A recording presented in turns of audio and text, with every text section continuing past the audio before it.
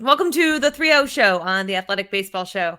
I'm Britt Giroli, filling in for Derek Van Riper, here with Eno Saris. We miss DVR very, very much. We are recording this The glue that on holds us Wednesday. together. He truly is.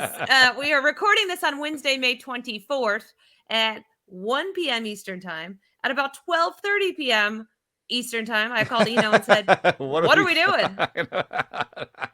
Come on back. No, we do have a good slate of topics. We're going to get into the Yankees and kind of the surge that they've had lately. Gerrit Cole, obviously a big part of what the Yankees have been able to do. We're going to get into Juan Soto, who had an emotional return to Washington, D.C. and has powered the Padres, who won their first back-to-back game since May 3rd to 5th. So are they starting to turn around? And we're going to get into the AL West, which looks like maybe there's an opening for someone to finally dethrone the Houston Astros. We're going to get into the Texas Rangers, the Angels, everything else going on in that division, which is kind of oft overlooked. So we're going to preview that a little bit later as well. But, I want to start with the Yankees. Obviously, Gerrit Cole, Aaron Judge, going to be kind of the big headliners in last night's win. Harrison Bader, though, did have the walk-off hit. They beat the Orioles, and really what's been kind of billed as a huge series for both teams. I mean, the Orioles, a huge surprise. And now we've got the Yankees who look as of late that they're starting to kind of put things together. Kind of like the vibes that they've got. Gerrit Cole reaches the 2,000 strikeout mark last night during his start. What are you seeing right now that makes Cole so effective? I mean, outside of that one really clunker against the Rays, he's been absolutely on fire. It looks like he's unlocked something. Yeah, I thought it would be, after talking to him in the spring, I thought it would be, using the cutter a little bit more because if you look at his history, he has given up more homers to lefties. And, he's the guy that strikes guys out and gives up homers. That's kind of been the only blemish on his record. He is using the cutter. He's using it 0.9% of the time. So I can't attribute it to the cutter, but I can say that he has figured out some way so far of reducing the home runs. And, maybe it means sometimes going for soft contact instead of the strikeout. It's not obvious exactly how he's doing that. Maybe some curveball usage. Maybe it's is due to the location of his pitches. But he's traded a few whiffs, in fact, for avoiding those big homers, and it's been wonders for him. I actually think, I don't know if this is a hot take. I think it's him and Kevin Gossman right now are head to head for the Cy, and I think Garrett's the favorite for it. So I think that his play has been good, but I don't think it's a big part of the turnaround, right? I mean, he's been good all year, and in fact, they lost to start yesterday. I think it's been a little bit more. I think of a couple things. DVR always said, like, do we cover baseball the right way? Do we are we too like breathless week to week? And when we last talked about the Yankees, we pointed out, like, hey, they're still above 500. Like, they've had some injuries, they haven't played that well. They're still above 500. Now they're getting healthy. They figured out the bullpen a little bit, and this is more like the Yankees we thought they'd be. Right? I don't know that. There was like a magic bullet for this. Right. And you're totally right. And it wasn't the best outing for him last night at all. He had to grind it out. He was pitching in game 278. Only Randy Johnson and Clayton Kershaw have reached 2,000 strikeouts faster. So the third fastest in history to reach that 2,000 strikeout mark. I do wonder, how many more pitchers we're going to see hit these kinds of things. And we talked about this a few weeks ago with Kenley Jansen. In the age of guys going 5 innings and, guys' careers just not having like spanning decades that we saw, how many more guys do we see reach this mark? And especially the 3,000 strikeout mark. I mean, is that really kind of an extinct animal at this point in time to you, the 3,000? Yeah, I mean, if you just look over, the last 10 seasons, in terms of, how many 200, 200 innings used to be a thing that people hit, and if we just look over the last, 10 season about how many people have hit 200 innings, we have last year I think we had Sandy Alcantara with 228, and maybe two or three more, and we keep having fewer and fewer. In fact, I think one year we'll have zero people that throw 200 innings. And if you have zero people throwing 200 innings, how are you going to get to those big innings totals, those big strikeout totals? We'll have to think about how to vote for the Hall of Fame, when people aren't winning 300 games, when they aren't getting to 3,000 strikeouts. And that'll be an argument that'll be tons of fun and lots of fun on the internet. And looking forward to that.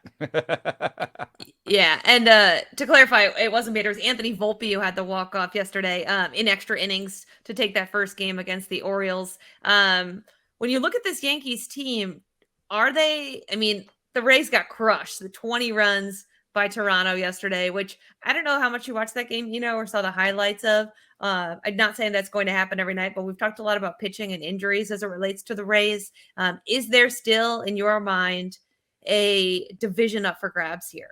Especially when you look at how the Yankees are playing, the Orioles, who, if they add just a starting pitcher or two, I think could really kind of become a legitimate threat here. Do you see a lane where the Yankees could take the AL East still? Yeah, I actually think the AL East is probably up for grabs. I mean, you're talking about a 3-game lead over the Orioles for the Rays, a 5-game lead over the Yankees, and we're in the middle of May or the end of May. I think there's still plenty of time for the Yankees to get white hot and for the Rays to frankly run out of arms. I mean, they kind of are going through that injury phase, and maybe Tyler Glasnow gets healthy, and maybe Drew Rasmussen gets healthy just in time. But there might be a 2-week period where they are bullpenning a lot and they're using openers and they're doing their best just to survive, and that'll be the time for the Orioles, Yankees, and Blue Jays to catch up. So I do think that's in their best interest. One thing that's I think been underrated about the Yankees surge in May is just how good their bullpen has been. In terms of wins above replacement, it's only a top 10 bullpen, but you look at something else. It's not a number I bring up a lot, but wins. And the reason I bring it up, they had 12 bullpen wins in May, and the second best is 7. So Wow. they really have stood out when it comes to the bullpen, and that's important because they've had to have some shorter starts from guys like Johnny Brito and some of the guys who stepped in with due to injury. But it's also important because that's kind of what the Yankees brand is. Awesome bullpens. And I think at the beginning of the season they were trying to figure out who was in their awesome bullpen of the year and who were going to be the studs in this bullpen. Clay Holmes may have lost the closer role. I think he's going to get it back. And then once Clay Holmes is back atop that, you've got Michael King as the multiple inning stud that they've always had in that bullpen. Albert Abreu and Wandy Peralta are really good. Jimmy Cordero and Ron Marinaccio are stepping forward. This is a really good bullpen. I'm hoping Ian Hamilton is the injury's not too bad and he comes back into it. The bullpen is going to be super key for them, and they've stepped up in May, and I think this is part of why it's not just that it's good at the end. It's that I named a lot of names. It's a deeper bullpen than most people have, and I think that's a real strength of the Yankees. Yeah, and a good reminder too, like how much a good stretch can kind of elevate you. They've won 12 of 15, 5 in a row, 8-2 over their last 10. They're 30-20 as we record this on Wednesday. Third place in the American League East, which is a little crazy that they're in third place. Oh I my think they God, what a would division! exactly. I mean, they would pretty much be leading, not the West, but they would pretty much be leading almost every other division. So And it's just it's kind of it's also funny if you look at the standings. The AL East sits above the AL Central in standings, and you can actually, if you combine them, the AL Central would just start at the bottom of the AL East because the yeah. Twins are 25 and 24. The Blue Jays are at the bottom at 26 and 23. So if you combine them, it would just be the same that it is, except that no Central team would be going to the playoffs. Yeah, it's crazy. The whole thing is, really kind of magnified, I think, by the schedule this year, all these teams that, just kind of playing each other. You realize, hey, these teams that we thought weren't good, these divisions we thought were weak, are actually weak. Yeah. But let's switch gears here and kind of get to Juan Soto and another team that maybe kind of sort of might be at the beginning of a turnaround. Before we jump into Soto, I want to tell you about the New York Times Audio, which is a new iOS app for New York Times news subscribers. It's got our show plus other great podcasts from The Athletic, exclusive shows, narrated articles, and more. New York Times Audio. You can download it now at newyorktimes.com/audio app. Let's get into Juan Soto. We were talking off air a little bit. I was at the game last night. Not his return to DC, but kind of his return to DC, because when they traded him, he came back like a week and a half later. And it was just kind of weird. It was like, yeah, you can't really miss you yet because you weren't really gone. So this kind of felt like, okay, he has returned. Okay, some time has passed. And of course, Mackenzie Gore, San Diego's top pitching prospect at the time, who they got in the Juan Soto trade, started that game. So it really felt like time to process everything. Soto's first at bat, he steps out, doffs his helmet. The crowd gave him an ovation. And then he goes out and plays like he used to play in DC. So, are we seeing maybe some encouraging signs when it comes to Juan Soto at the plate? Yeah, and I think it's a triumph of just trusting your process over anything else. I was looking at his swing heat maps and looking at April versus May. He's almost doubled his slugging percentage from April in May. And I was wondering if he'd made a real big change. I mean, he is a high ball hitter with a flatter swing, and he's really selective. And I thought, what if he's been doing something with those low pitches? And he has not. He has been sticking to his guns. If you saw that home run yesterday, it was a high ball pitch. He's managed to be selective and drive some low pitches. He had a lower in the zone homer this year, but in general, his process hasn't changed. He's looking for you to miss high in the zone. That's when he's going to do damage. And I think it's an interesting sort of lesson for young players. There's a just a real tight balance between trusting the process that got you there and making the adjustments that are going to keep you there. And I guess it's a little bit easier for someone like Juan Soto to say, "I'm gonna trust this process." I've been a pretty good player so far. His worst season, he was 43% better than league average with a stick. So I think he's trusting the process, and he's just having that nice stretch where pitchers are missing high, and he's punishing them for it. Yeah, it's so interesting because it seems like he's a guy who plays up to moments, and it was a little bit of a moment yesterday for him. He said before the game, he kind of called his shot to their catching coach, Henry Blanco, was like, "You're going to homer." He's like, "Yeah, I am."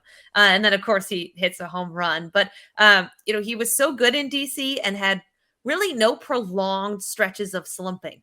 And ever since he went to San Diego, we've seen like the more ebbs and flows, and he's been honest, and this is the most he's ever struggled in his career playing. So you do wonder, when you come out of that, does that make you a smarter hitter? Do you think, like, hitting your first real big slump and getting on the other side of it? I wonder how much that helps them, that helps their confidence and psyche.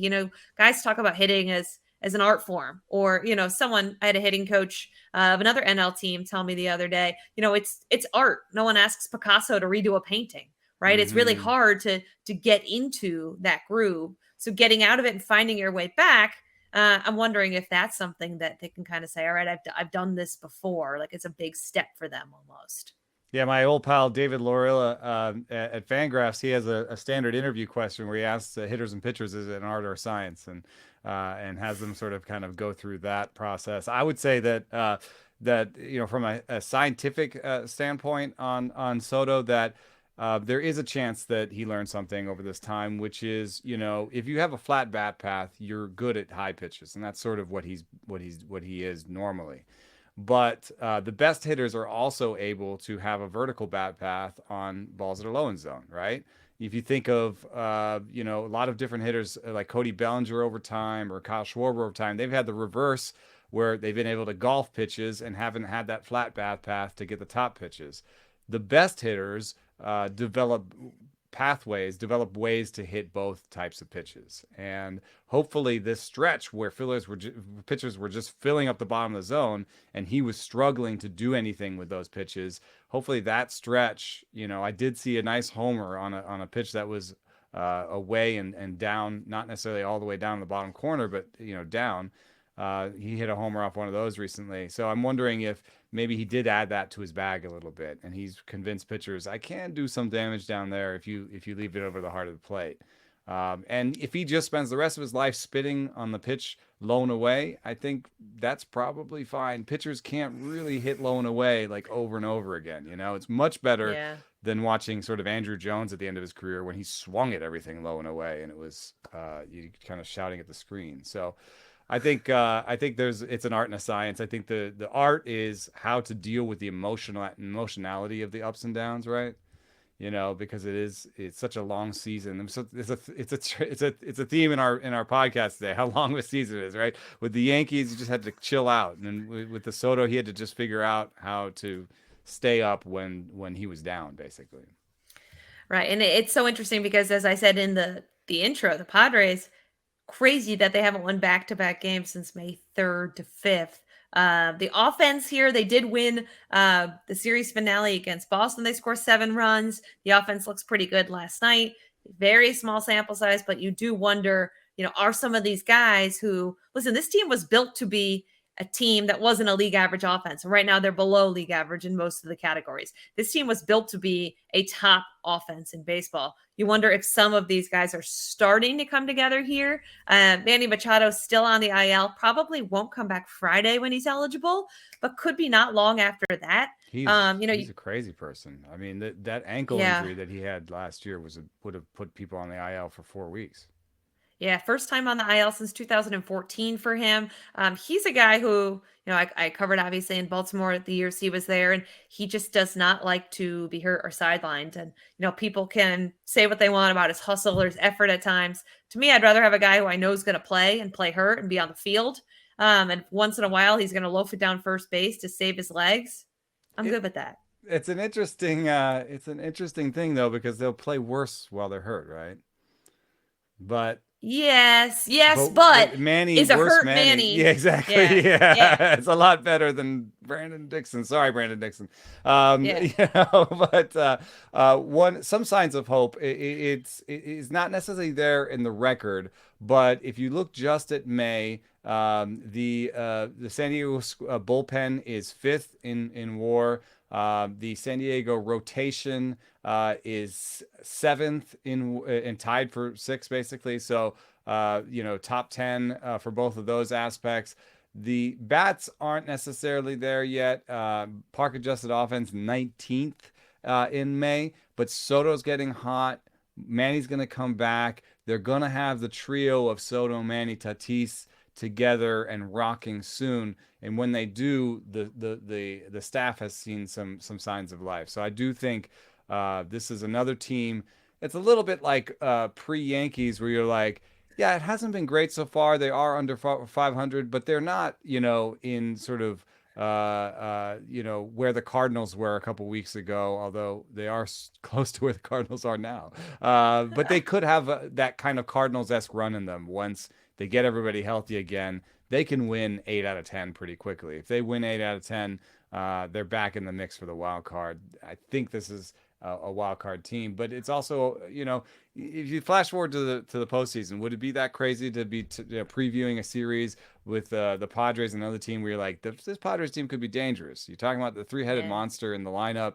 You're talking about, 3 good starters. I think this is a team that can still make some noise. Yeah, no, I agree. And listen, Soto was on that Nationals team that went 19-31 the year they won the World Series. Right now they sit at 22-26. Certainly have some ground to make up to get to the Dodgers in Arizona. But I'm glad you mentioned that bullpen because I low-key didn't know how good they were. And then last night they gave up a run and they snapped like a 30 scoreless inning stretch. And I was like, whoa. That's a really long stretch for a bullpen, especially as we sit here in May. So they have really, I think, pitched better than people expected, but they also weren't made to be a pitching staff that only needed 1 or 2 runs, right? They were built to kind of hit the ball Score out of the more than ballpark, that. score a lot of runs, Yeah. and the pitching staff wouldn't be a liability, but wouldn't be, this isn't a Scherzer Verlander kind of a Mets team I that's would built take on the the aces. Yeah, I would take the Yankees bullpen over this one, but at least with Hader and Luis Garcia and Steven Wilson, I think they have really three really credible back end guys. Nick Martinez has been really good for glue. Um, it can get a little shaky after that sometimes, up and down. But Robert Suarez may get healthy at some point and join this and take that bullpen to another level. But it has been really solid, and it's the lineup that you're kind of looking at in San Diego, saying it's your turn now. You guys, if you guys can get hot, we can put a string together. Yeah, they're such an interesting team because I was saying to someone last night, the Mets were bad and you kind of understood why because they were really hurt. The Padres, before Manny went on the IL, it was like confounding almost. It was like, how are they, like how are they not doing well? So I think I'm less worried about them long term than I am the Mets because the Mets just have that age factor. And right now, they go with Tyler McGill yesterday to give Kodai Senga an extra day of rest. So they may use that 6-man rotation a little bit more. I'm just not sure how that roster and team is going to hold up. But the Padres don't have that problem. They're just underperforming right now. Yeah, it's true. I mean, you look at somebody who's struggling like Starling Marte, and you can Yeah. kind of see that, he's now a below average runner by sprint speed. He's lost some raw power, so he's lost some athleticism. I think that a lesser version of Starling Marte is still going to be a pretty good player. But there's always a chance. He's 34. There's always a higher chance when you're looking at someone that age that they don't get it back together again. There's just people's careers end at 34 and 35 and 36, and as much as Scherzer and Verlander have bucked that trend at their age, we're starting to see a little bit of the kind of day-to-day injuries that do plague a 40-year-old starter. And I don't know that they necessarily have that starting pitching depth. I thought they'd put together enough, but I guess it's a truism in baseball that you can't have enough starting pitching. Yeah. The Rays say And hi. Yeah. right, exactly. I mean, everybody. I pointed out that the Cardinals, I think, would trade Tyler O'Neill for starting pitching. Right? That I think that they're not in love with Tyler O'Neill. They're not playing him every day. They need starting pitching, and I pointed that out to a couple of analysts around the league, and they said, "Yes, I love Tyler O'Neill. I would love for my team to acquire Tyler O'Neill. We can't trade away our pitching." We can't trade away our starting pitching. Like Yeah. nobody has enough starting. Any contender that wants Tyler O'Neill doesn't want to give up their starting pitching. So, that puts the Mets in a tough spot to, do they give up some of these young bats that are exciting and Beatty and Vientos and these guys? Oh, they You know, can't. they can't because No, they they need their can't. youth, right? I mean, Yeah. I don't know. I don't know. I don't know how the Mets get out of this other than, continue to cultivate those young players, bring them in the lineup and spend money on pitching next year again. Yeah, I mean, they can't get rid of those young kids. They've really sparked them. Francisco Alvarez, I mean, right now there's going to be a mutiny if they send that guy down. But there is a catching logjam coming soon. But he's literally done everything you want a young player to do, and so you just can't, in my opinion, kind of go with the incumbent catcher, the veterans. Like at some point in time, you got to see what you have, and these young guys have performed really well. I think they've been a Yeah. bright spot There's for been some them for frustration sure. with Buck Showalter among the fandom Yeah. that they should kind of do the youth movement fully, play Brett Beatty every day, play Mark Vientos every day because he's hit the ball really hard. And but given you have a roster full of veterans, if you're playing Mark Vientos every day, somebody is not playing at all. Yeah. Somebody who has a pretty big contract and has, a lot of numbers on the back of their baseball card. I don't know, probably Eduardo Escobar, but it might mean something for Mark Canha. It might mean less Yeah. playing time for Starling Marte, and these are really good players. So I I feel for Buck Showalter actually right now. I think it's a fully laden team with a lot of options, and that's exciting. But it also means managing a lot of different personalities and trying to work these young guys into the mix without hurting their development, you know? Yeah, yeah. When I saw them when they were in DC recently, he had gotten a printout of Brett Beatty's like off days, and he said that the biggest struggle with the minor league guys is they're used to having every Monday off, and they don't Ah, travel anymore. They like stay at one series, play five in a row, right? Get their yeah. off day. So you kind of have to watch the load with these guys a There's little even bit. been a trend with the top prospects to give them Monday off. We had this Yeah. yesterday where everyone thought Ellie De La Cruz, the Reds' top prospect, was coming up to the big leagues, and in fact, it was just a scheduled day off because if you give them Monday off, they get a couple days in a row off. Mm-hmm. And something that I learned in my running training, and something I learned this offseason talking to Casey Mulholland at Connect Pro, is that we actually our bodies are to some extent on a 72-hour rest and recovery. If you, especially when you're talking about peak work. So I often violate that because my long run days are on Wednesday and I run again on Friday. And I notice that I'm running fatigued on Friday. I'm Yeah. running through fatigue. And so giving a guy a Monday off, that gives them that 72 hours where, they Yeah. get the full rest cycle and they go back to work on Tuesday. I mean, maybe that's to Showalter's benefit. He can work Escobar in on Beatty's days off. He can work some Vientos in, and work on that. But I think it's got to be a little bit hard also to come from the minor leagues where you're a star. Mark Vientos hitting 333 with 13 homers. Everyone's talking to you about how you're going to be the next top prospect. Think of it like Jordan Walker. Everywhere you go, you're winning home run derbies in the Arizona Fall League, and everyone wants to talk to you, and everybody's waiting for you after the game, and then you come to the big leagues, and nobody's talking. No one in the press is talking to you. You have 14 plate appearances in 2 weeks or whatever it is, and you're struggling to find every day at bat. So. It's a jarring part of the experience, and I also feel for Mark Vientos. But this is a big market team, and they had big market expectations. They're second in that division, and in it for the wild card race. So sorry, Mark Vientos. Like, we're gonna use you against lefties and when it suits us, I guess. Totally. Yeah, it's fascinating. That's going to be a really interesting team to watch, I think, over the next month, whether they actually get it going or just kind of tread water all season. But I feel like we don't give the AL West enough love.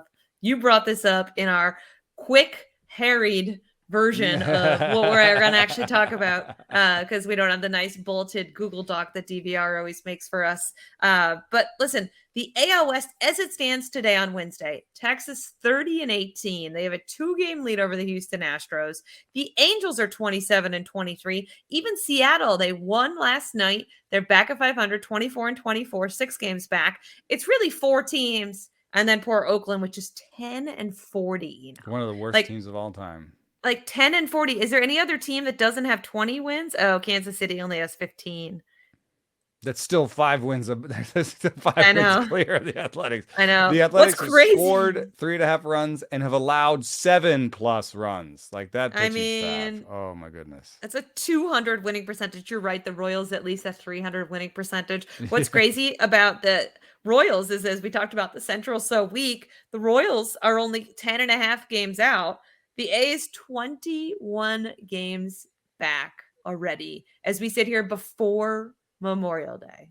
Yeah, I mean they're trending towards some of the worst numbers of all time. They have the worst bullpen ERA of all time. They have allowing 7 runs per game in this run environment may end up being one of the worst overall pitching staffs of all time. It's going to be one of the worst run differentials of all time. It's really sad, and how that figures into the whole stadium thing upsets me as well. But because I think a lot of people look at Oakland right now, they see this terrible team, worst team of all time, and they say, "Oh, it can't work in Oakland." And I think that was the whole plan. The plan all along is to make it look like it can't work there.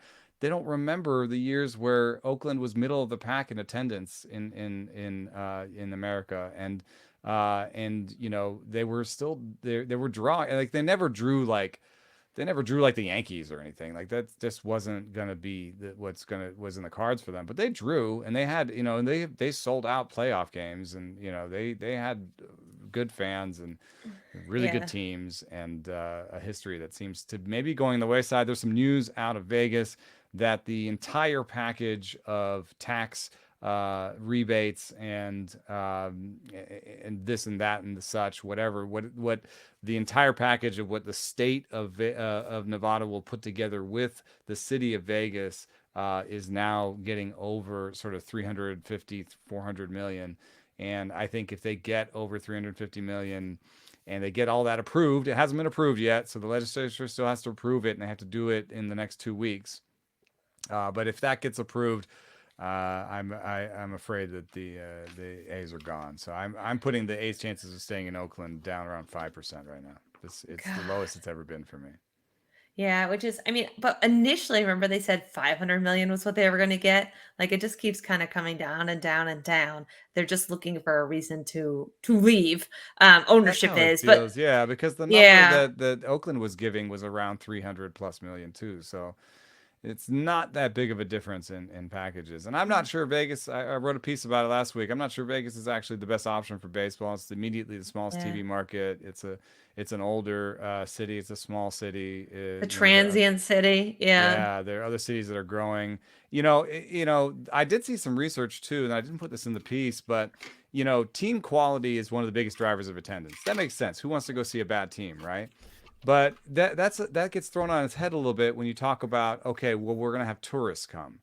But do you as a tourist want to go see your team beat up on a bad team?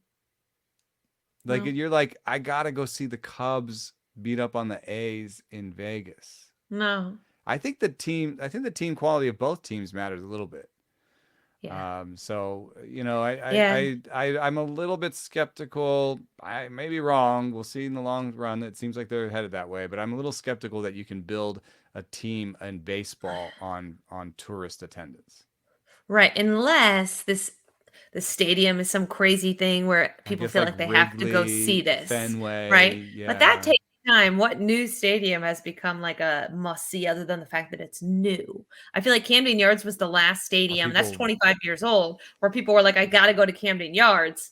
but Um, nobody's flying to Texas to like go to that thing.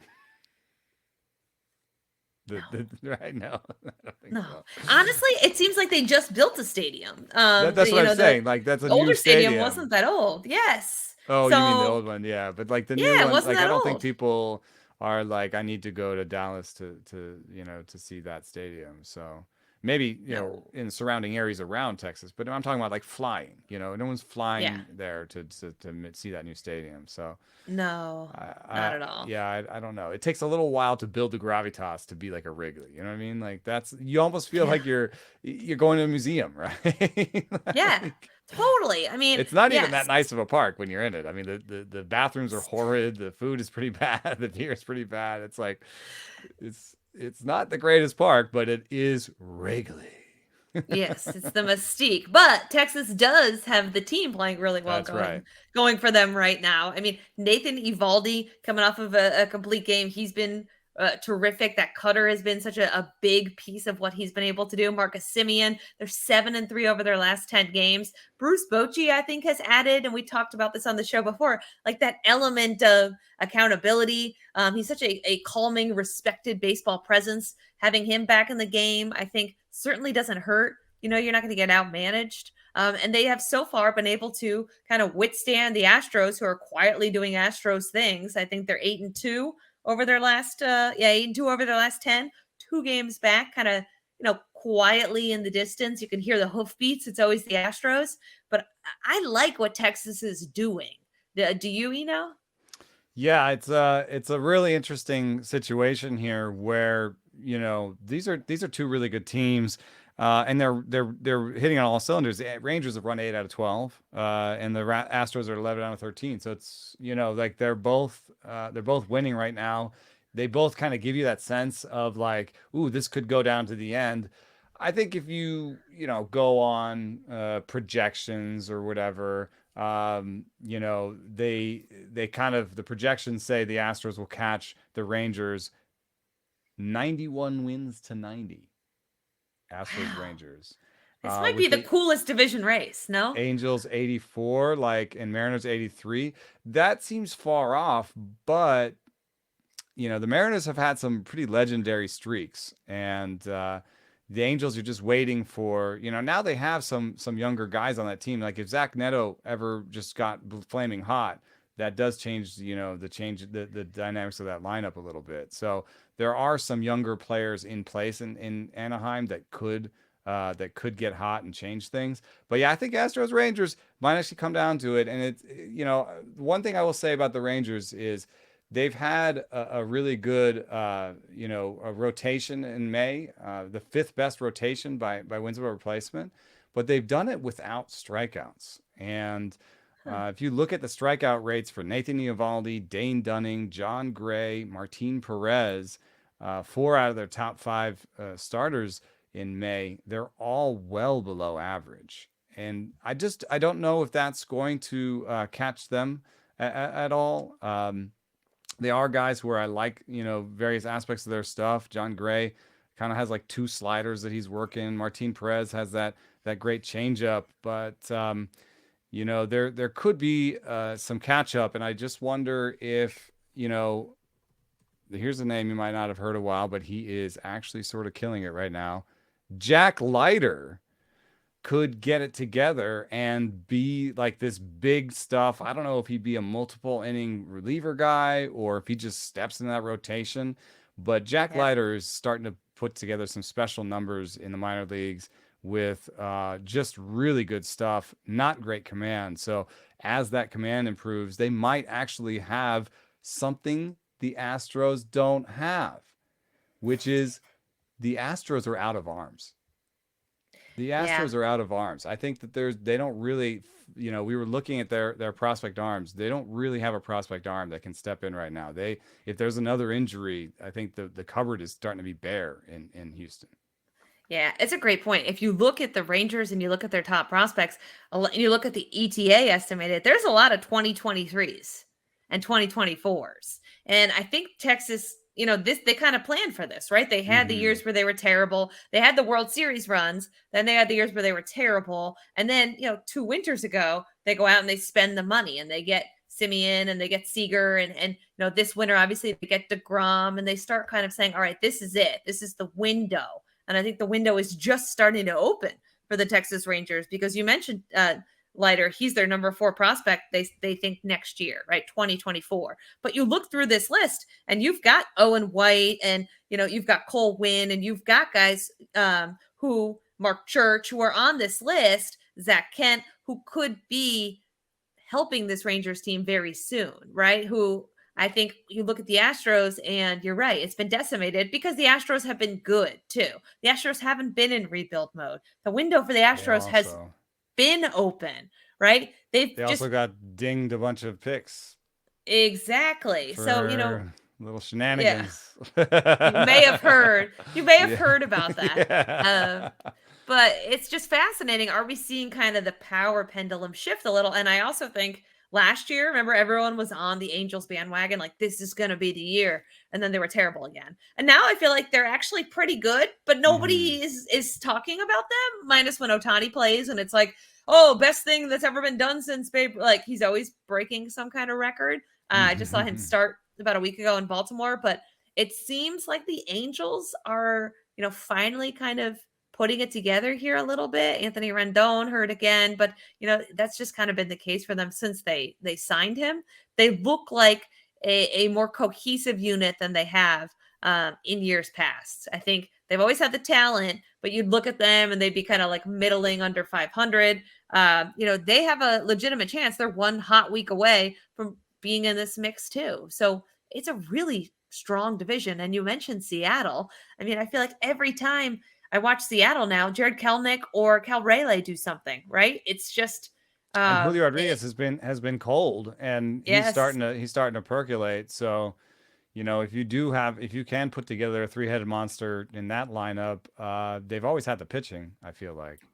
And so that's all the Mariners need to do is kind of put together a lineup, while the Angels, all they need to do is put together a staff, right? So Yeah. you've got two kind of flawed teams behind. I think the Rangers and Astros are best, but I like your point about sort of the culmination of the prospect list in Texas and what that's producing for them. Whereas, I'm looking right now at the Fangraphs Astros prospect list, and 45 future value player is considered someone that could be a regular, and Hunter Brown's in the major leagues. So and Yanier Diaz is right there. Other than that, they don't have anybody that's 45 or higher that is scheduled to hit the big leagues this year. And Texas, on the other hand, has Jack Leiter, Owen White, and whatever you think of them, Cole Winn. Not all of them are doing great. But the thing with top prospects that are close, even Evan Carter could come up this year and play outfield for them. They've got Brock Porter. So they've got a bunch of 45s and 45 pluses that are right there ready to help.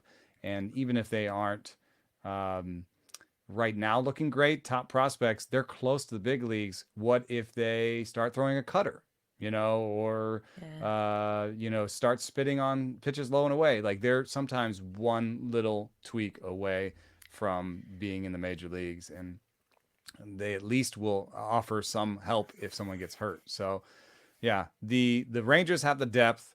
The Astros still have their star power. You saw like Yordan Alvarez just going ham. He hit like a grand slam and a 3-run homer, a 2-run homer in one game, and he's still maybe the best or second best hitter in baseball. They still have really good stars there. Jose Altuve is getting healthy, so Yeah. that they're going to be a formidable team. But in a way, if the AL West has depth, the Rangers have that depth that may be what it takes them to win it this year.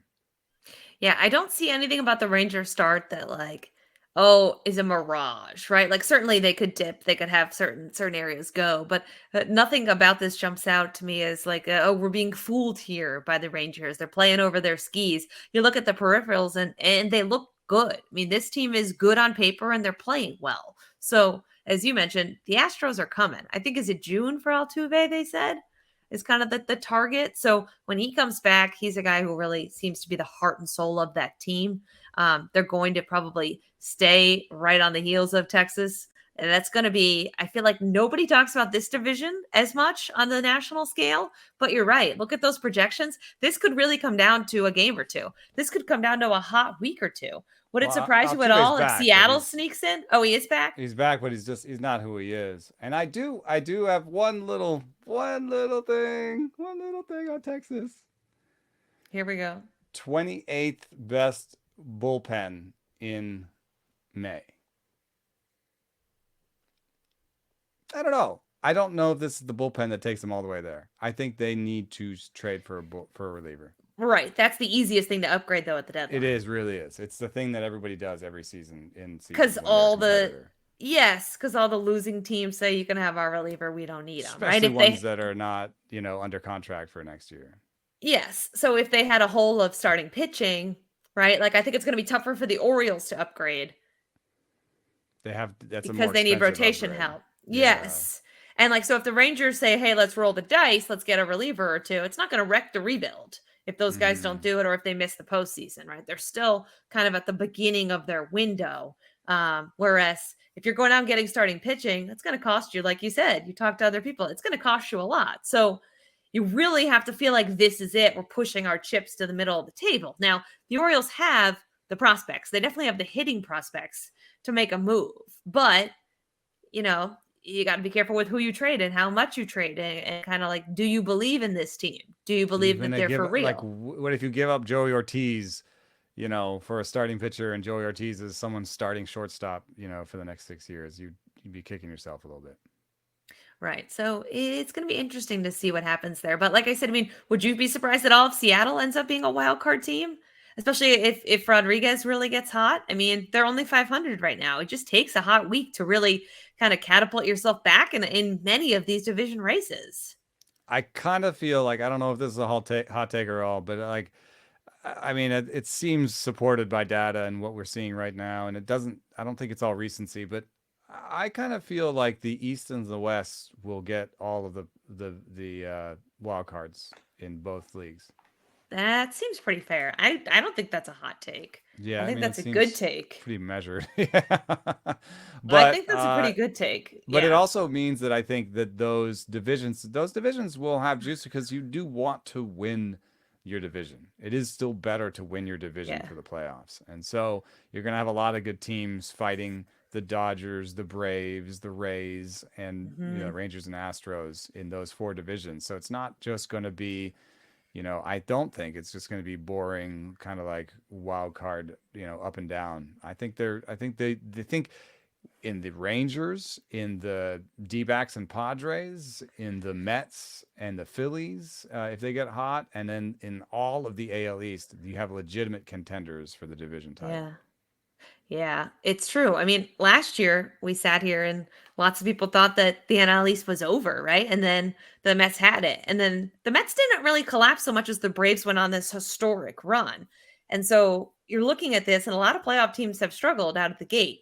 A lot of playoff teams last year, this year have struggled out of the gate. Who do you see a team that you're like, all right, they could be last year's Atlanta? They could go on this crazy run and just kind of flip what we think about them before we get to the end of June.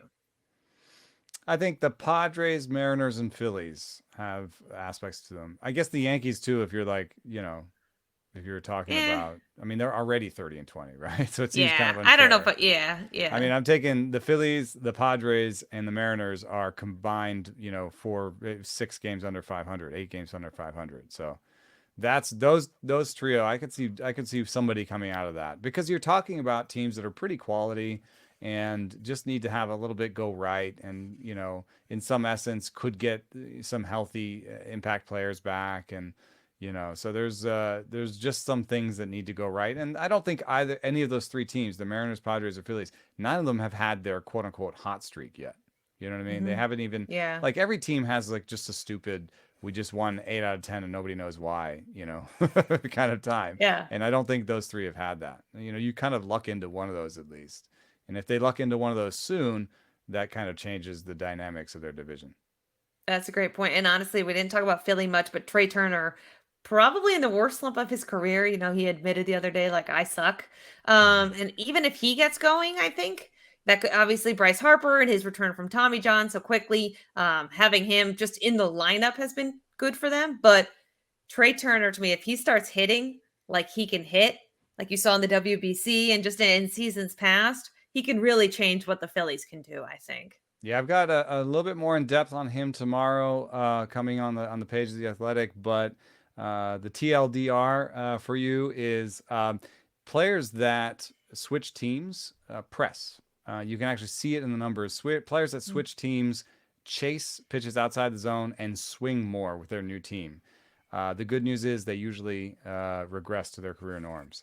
So, I mean, you listen to a guy say, like, I suck, right? Like, he's Yeah. pressing. I mean, that sounds like a guy who's like, I want to show everybody that I'm worth all this money. And like, Yeah. I'm not just like a silly bust that like we just spent all this money on. So, like, I do think that he'll settle down. He'll chase less. He'll strike out less. He's one of the top 5 increasers in strikeout rate from last year to this year. And that's just not something that you think of with Trey Turner. Like, Turner makes contact, he's not a guy Yeah. who strikes out 28% of the time. He's never done anything close to that. So I kind of think he's going to get it back together. Interesting. Well, I will look for that. And if you subscribe to The Athletic, you can read Eno's story at theathletic.com/MLB. If you don't, you can get yourself a subscription, theathletic.com. You can read all of Eno's articles. You can read all of my articles, all kinds of good stuff on there. Ken Rosenthal, Jason Stark. You really can't beat it at all. Well, we did it. We made it the entire podcast. Uh, this is even the DVR, come first take. back. Yeah, DVR, please come back. Uh, he will will be with us. The trio will be back. The band will be back together next week for this. But thank you all for listening to the 3-0 show on the Athletic Baseball Show. We hope you have a great rest of your week. You've always got the green light here.